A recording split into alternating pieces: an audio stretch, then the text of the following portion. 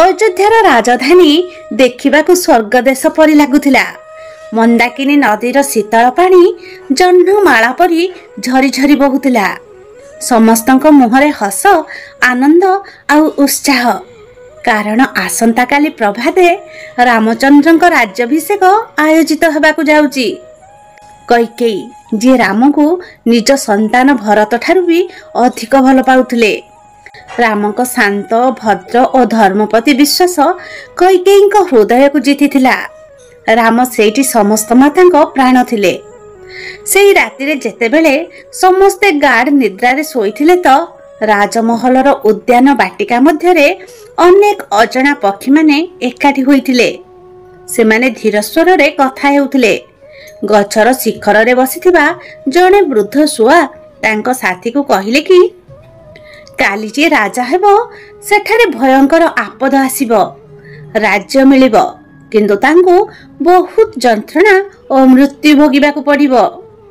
एई गुप्त कथा राजमहलर एक दासी मंथरा सुनी नेले। से अति भयभीत होई पड़िले। मंथरा चिंता कले जदि राम दुख भोगिले तेबे भरतंक भविष्यत मध्य अंधकार होई जिवो। एई आतंक मन नहीं मंथरा दौड़िकी राणी कैकेयी पाखक गले। से माँ कैकेयी को निदरु उठेले और समस्त कथा कहिले। सर्वप्रथमे कैकेयी ए कथा को विश्वास कले नहीं। से कहिले कि राम मोर प्राण अटे, तांको केउठु बा विपद आसी परिबो। किंतु मंथरा चतुरतार सहित भय विस्तार कले।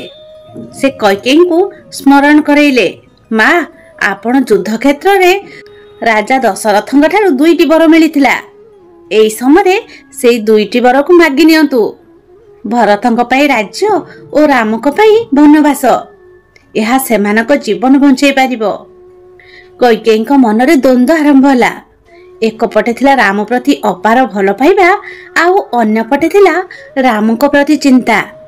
बहुत चिंता विचार परे कैकेयी निष्पत्ति नले, जदि एई उपाय रे रामक जीवन रक्षा करि पारे तेबे मते सेही जंत्रणा सहिबाकु पड़िबो। परदिन सकाळे महाराज दशरथंक सम्मुखरे कैकेयी 2टी वर मागिले।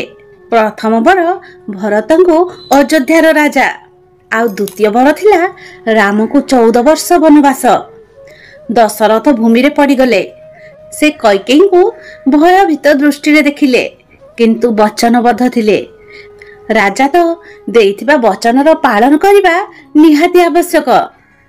जेतेबेले राम ए वरदान खबर सुनिले, से शांत हसरे माँ कैकेयी पाखक आसी तांको चरण स्पर्श कले। आखिरु गुप्त लुह झरुथिला। तथापि से कहिले, माँ आपण को आज्ञा पालन करिबा मोर प्रथम कर्तव्य, आउ वनवास मो पई तो श्रेष्ठ आशीर्वाद। एपरी हसी हसी से चली गले। किंतु कैकेयी हृदय सारा जीवन पर्यंत एही जंत्रणा होई रहीगला।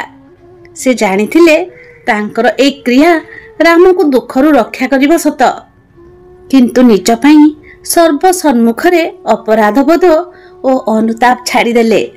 आउ एक कलंकिनीर आख्या नहीं सबुदिन पाई रहीगले।